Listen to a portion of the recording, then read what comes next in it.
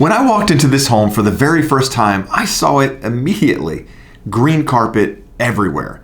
Up the stairs, into the bonus room, into the bedrooms, over 1,000 square feet of it. And here's the thing, most agents would tell those sellers that you gotta rip that out if you want top dollar. But here's the thing, we didn't. We left every single inch of it. And in a market where inventory is increasing, homes are sitting on the market longer, we sold this home in the very first weekend for $90,000 over the asking price. So why didn't we replace it? How did we get buyers fighting over a house with green carpet that was replaced back in the 1990s? Well, that's exactly what I'm going to show you step by step. So you know exactly what is worth fixing before you sell your home and what's just a waste of money. So the particular property that we're talking about was a property that was left to the kids by the parents. So the parents had passed away, left it to their 3 kids to do whatever they wanted to with. They decided jointly to sell that home. Now, while this was an emotional sell and the kids wanted to honor the home by making it look its best, they also didn't want to pour a lot of money into the home with upgrades that weren't going to pay off. So my role as the listing agent on this property was to help them get top dollar for the property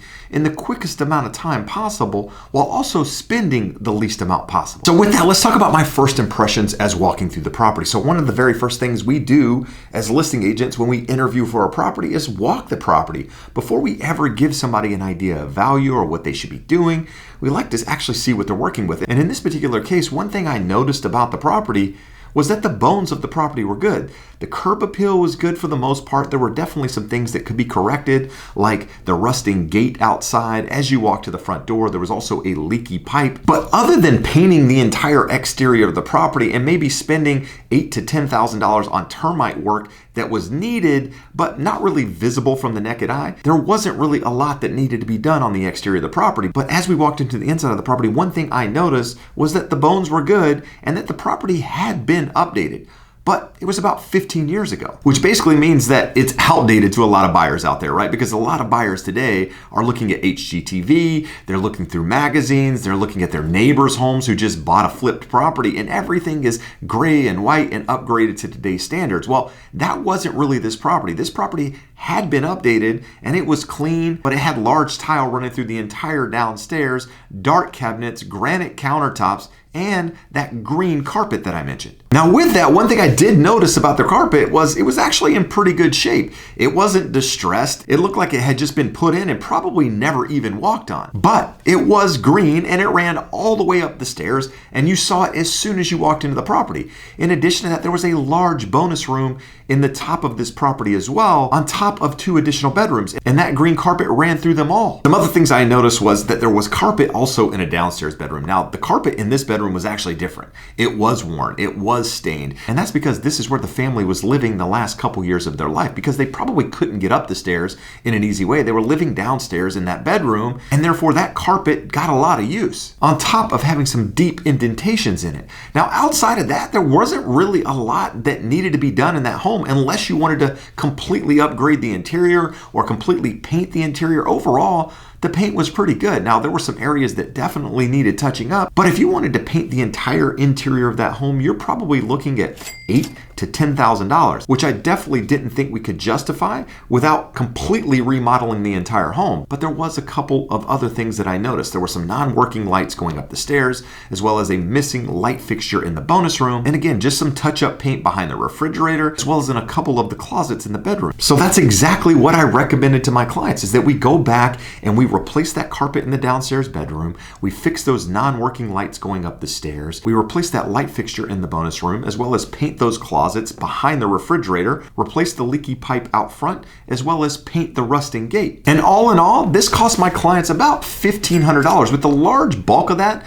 being the carpet that was replaced downstairs. Fortunately, I reached out to my carpet guy. He had some extra carpet in his warehouse that actually fit the space of that room, and he agreed to give it to my clients at a deal. We only paid $800 for that carpet with installation. And on top of that, they spent about $700 in the other upgrades, which we did through a handyman I had. But the one thing we didn't do is replace that green carpet going up the stairs in the bonus room and in the bedrooms. Instead, we decided to clean it, which ended up costing my clients about $400. So all in all, with all all the repairs and the carpet cleaning, they ended up spending $2,000, which in my opinion was well worth it, because when a buyer walks into a dated home, they just want to feel like it's been taken care of. It doesn't need to be highly upgraded in many cases. They can kind of feel it and see that, hey, this seller spent some money on these things. It's not really upgraded, but it's not falling apart. So we wanted to just take care of the things that looked like they had been looked over the last couple of years as the sellers were getting older. So once all of that was completed, my next recommendation was to have the home staged. So I had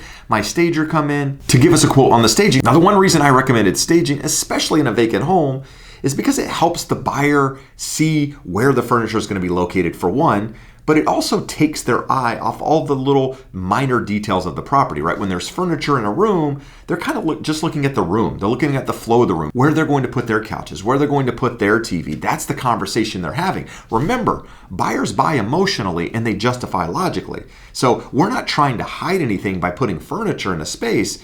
But what we don't want buyers doing is walking through and nitpicking every little thing about the property, especially in a home that's 50 years old and hasn't been updated in the last 15 years. In addition to that, staging really helps photos pop. It really helps the photos and all of the marketing that we do on that property all come together. Now, before I tell you what they actually spent on staging, do me a favor and hit that thumbs up if you find any value in my videos at all. And if you want to stay updated on everything about how to sell your home for top dollar, especially in a changing market, do me a favor and subscribe to the channel. Now, before I tell you that answer, again, I'd like to ask you a question. How much do you think it costs to stage a 2,500 square foot home? Do me a favor and let me know in the comments. Now, fortunately, in this case, the sellers agreed on everything I recommended, from the repairs to the staging, which the staging ended up costing $3,400 on this property, which in my opinion was well worth it and actually paid for itself. Now, you have to remember, inventory's been increasing. Buyer demand has been slowing. I've been doing open houses on other properties that haven't really had a lot of people coming in. Where this particular property, we got over 40 people coming through in 2 days and ended up with 3 offers on this home. But here's the thing, the buyers didn't just show up. We had to do certain things on that property to create exposure that drove demand that ultimately led to that $90,000 over the asking price. And when we do listings, whether it's a property like this, a condo, or some luxury property, we always start with professional photography after we do staging and have a designer go through. Sometimes we don't need to stage a property. Sometimes we don't need a designer. In this case, we did, because the property was vacant. We didn't want, the eyes going to the wrong places. We wanted to create flow. We wanted to create emotion with buyers walking in, and we were able to do that with staging. Now, some people out there will recommend virtual staging.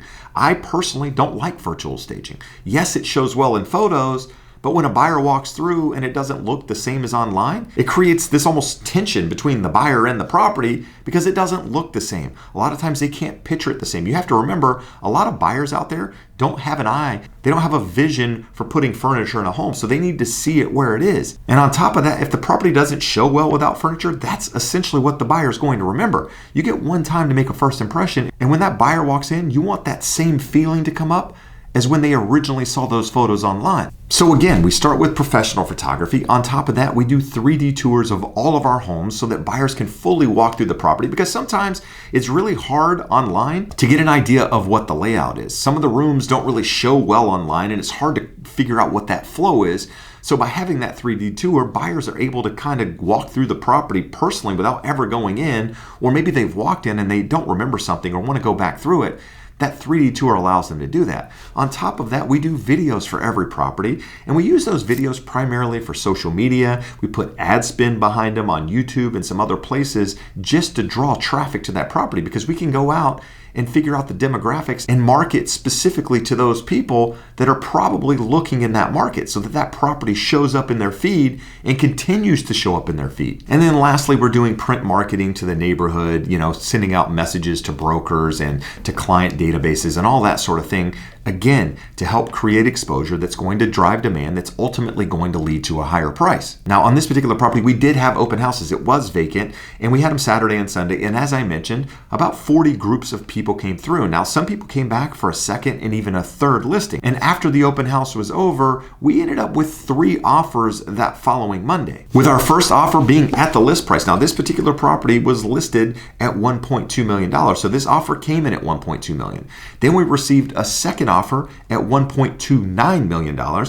And then we had a third offer at $1.22 million. Now, this was all before we actually accepted an offer. After we accepted an offer, we actually had a couple of other offers come in because they didn't realize we had actually accepted an offer, and they never called me to figure out where we were in the process. So when you're writing offers on a property, make sure your agent's calling and talking to the listing agent on the other side to figure out what's going on so they understand the timeline. They can understand if there's other offers, maybe what's important to the seller so that they can present the best offer possible. But in this case, they didn't. We ended up with 3 offers, with 2 of the 3 being as-is offers. The $1.2 million offer and the $1.22 million offer were both as-is, basically saying we're not going to ask for any repairs. But the third offer was $90,000 above the asking price. It was a cash offer. It was a 15-day close with a 7-day contingency removal. So they were going to do all their inspections and do everything within 7 days and then remove their contingencies. And this was by far the best offer. Not only was it the highest, but it had the shortest time frame and the shortest contingency time frame. So we didn't even counter any of the other offers. We just accepted this offer because it was the better of the 3. Now, the one thing about this offer is that it was not an as-is offer, and we realized that up front. And with that, we knew there were some things in the property that needed to be done. We knew there was some termite work. We knew that there were some other things that would likely going to come up. So in the home inspection, they did a roof inspection, they did a chimney inspection, they did a termite inspection, and after they did all of their inspections, they came back and asked us to reduce the price to $1.255 million, which again is still $55,000 higher than the asking price and $35,000 higher than our next offer. But instead, we countered back at $1.27 million. We figured that the things that they were saying could actually be done for less money, and so we went back at $1.27 million, which they ended up accepting, which meant we ended up closing $70,000 higher than our asking price, a little bit shorter than the $90,000 we had originally agreed upon. But here's what I want you to take away from this story. Had we replaced the carpet upstairs, again, it would have cost a couple of $1,000s to do that easily. Those same things would have still come up in the inspections they did. The termite inspection, the roof inspection, the chimney inspection. All of the inspections they did still were going to bring up things because the home is over 50 years old. And those things just hadn't been maintained as the sellers got older. So in my opinion, doing that carpet wouldn't have increased our offer price. It probably wouldn't have increased how much the sellers ended up netting. And that's because all of the buyers that were planning on buying that home all had plans to remodel it in some way. So yes, we could have spent money doing the carpet, but chances are the buyers were going to rip it out. So we instead decided to save that money and use it towards the other repairs that they were likely going to request. So the lesson here is to only invest in the repairs that the majority of buyers are likely going to be asking for. And if you think they're going to end up ripping something out anyway, then there's probably not a reason to replace it if it shows well. Yes, the color was off, but the carpet still looked new, especially after we had it cleaned. Now, with that said, if it had been dirty, had been stained and just gross, we would have replaced it. That would have been the recommendation, but that wasn't the case in this story. Now, if you are thinking of selling your house, it is a little bit dated. What should you focus on? Things like painting, lighting, as I mentioned earlier, staging, even curb appeal goes a long way. And in the big scheme of things, these things are relatively inexpensive. Whereas I see a lot of sellers want to replace things like countertops or even flooring, thinking that's going to drive more buyer activity to their home, when in all reality, most buyers are probably going to change those things anyway. In fact, I recently recorded a video on the popular trends that a lot of sellers out there regret. In fact, you can watch it right here. But I think the biggest bang for your buck is focusing on the things that are going to appeal to the most buyers out there. But what I'll say is the best way to know is to make sure you're having a professional real estate agent come into your home prior to doing any of this stuff and get their opinion. Find somebody that understands your market, that actually has been doing business for an extended period of time, has the experience, knows the market, and can ultimately tell you which items make the most sense to do. Now, depending on where you're located in the country, I have vetted real estate agents that can guide you through this process, people that I've networked with for over 20 years. So if you want a professional in your market, you're not sure where to start, make sure you check that link in the description. And lastly, if you're thinking about upgrading your home and you're not sure which trends to stay away from that could end up dating it, do me a favor and check out this video here.